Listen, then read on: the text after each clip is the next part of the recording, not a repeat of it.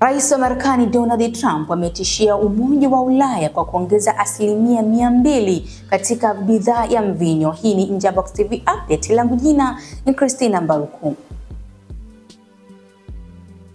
Rais wa Marekani Donald Trump alitishia Umoja wa Ulaya kwa ushuru wa 200% kwenye mvinyo, champagne na aina nyingine ya pombe zinazotengenezwa katika nchi 27 wanachama wa umoja huo, baada ya EU kuweka ushuru wa 50% kwenye whisky ya Marekani.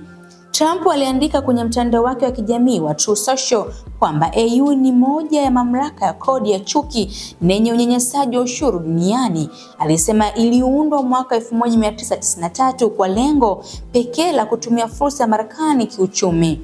Katika mwezi uliopita, Trump amekuwa akipigana vita vya ushuru wa hapo kwa hapo na washirika wake wakubwa kibiashara ambao ni Mexico, Canada, China, EU katika kile kinachosemwa ni juhudi za kuizuia mtiririko wa dawa za kulevya, hasa fentanyl ndani ya Marekani kutoka Mexico na Canada, na pia kushawishi wazalishaji kufunga kazi zao nje ya nchi na kuzihamishia Marekani ili kubuni ajira nyingine Marekani. Hii ni Nje ya Box TV update, langu jina ni Christina Mbaruku. Usisahau kusubscribe, kulike na kushare ili wa kwanza kupata notification tunapoacha updates mbalimbali.